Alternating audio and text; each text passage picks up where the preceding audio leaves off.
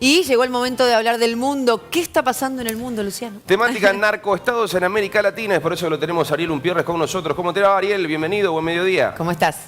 ¿Qué tal? Buenas tardes. Bueno, tema como para abordar y la verdad que escuchamos atentamente la temática.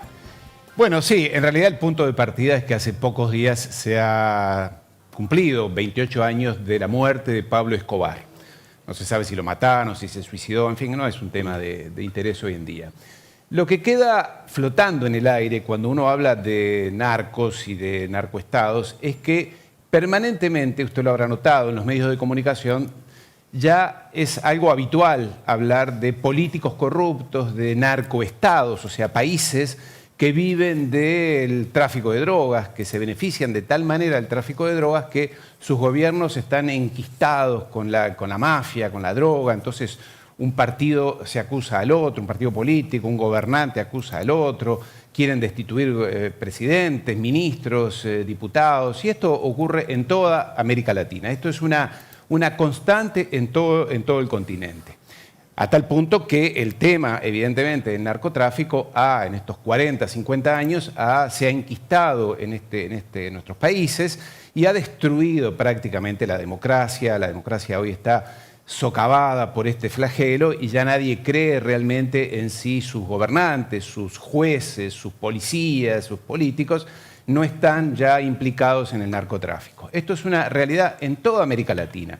A tal punto, y mire usted qué datos, de las 20 ciudades más peligrosas y más violentas del planeta, de las 20 ciudades, 13 son latinoamericanas.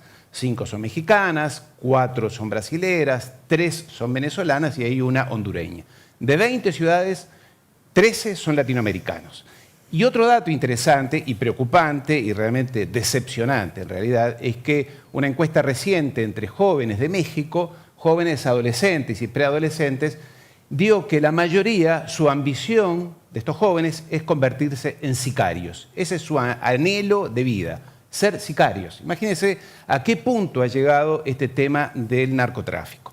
Entonces, como de todo esto usted ya habrá escuchado hablar mucho y habrá visto series, en Netflix hay muchísimas y otras tantas, en las cuales empiezan a aparecer algunos datos curiosos que si uno lo analiza, llama la atención. Por ejemplo, cuando uno ve el tema del narcotráfico, aparecen señores como Pablo Escobar, Guzmán, el Chapo Guzmán, Amado Carrillo Fuentes, en fin, el Señor de los Cielos, todos estos personajes con un halo inclusive hasta de cierto glamour, que no tienen nada de glamour. Y al lado de ellos aparecen siempre asociados políticos o policías y en algunos casos jueces. Y se termina ahí. Entonces queda que la impresión que uno se lleva de todo esto es que el problema del narcotráfico depende de estos señores mafiosos y algunos políticos y policías corruptos. En realidad, si uno analiza, y esto es algo que las agencias de inteligencia del mundo ya lo saben perfectamente, el problema no se limita ahí, no se queda ahí. Y en realidad ese es el eslabón menor de esta cadena de problemas que genera el narcotráfico. Porque evidentemente tanto el Chapo Guzmán como Pablo Escobar, como todos los capos mexicanos, colombianos, bolivianos, peruanos, argentinos, que a usted se le ocurra, en su gran mayoría son personas absolutamente ignorantes, con muy baja escolaridad, prácticamente analfabetos. El Chapo Guzmán apenas puede escribir su nombre, sumar 2 más 2, a veces le da 4, a veces le da 3.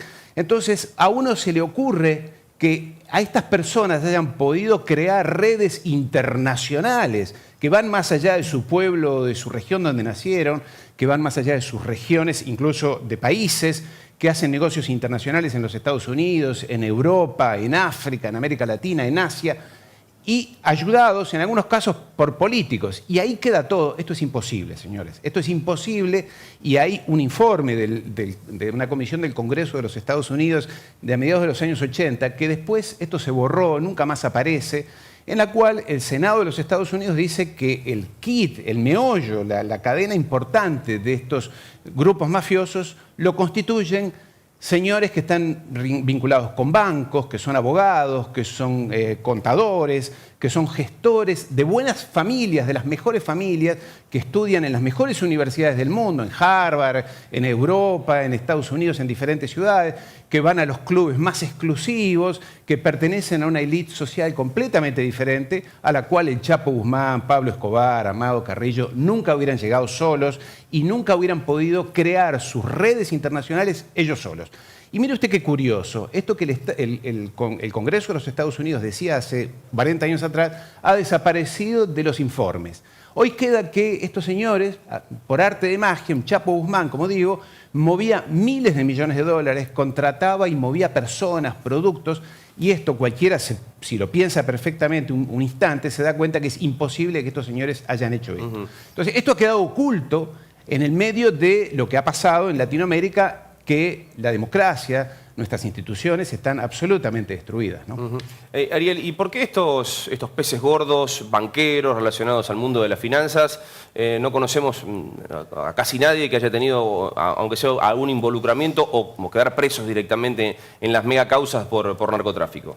Eso es curioso, efectivamente. En ningún lugar, nunca aparece un alto responsable de bancos o alto abogado o contador o gestor o hijos de buenas familias, nunca aparecen presos. De vez en cuando alguno por allí cae, pero tampoco pasa demasiado. Igual que los propios bancos, porque claro, estamos hablando de miles de millones de dólares que circulan por los bancos. Esto es un informe también del Congreso de los Estados Unidos. El 95% de lo producido por la droga, hablo de miles de millones de dólares, el 95% queda en bancos. Entonces, algunos bancos de vez en cuando son sancionados por las administraciones de los Estados Unidos europeas, el HSBC, American Express, el Citibank, el Bank of America, en fin, todos los grandes bancos aparecen en algún momento comprometidos, pero nadie va preso. Al banco se le pone una multa porque hizo mal las cosas.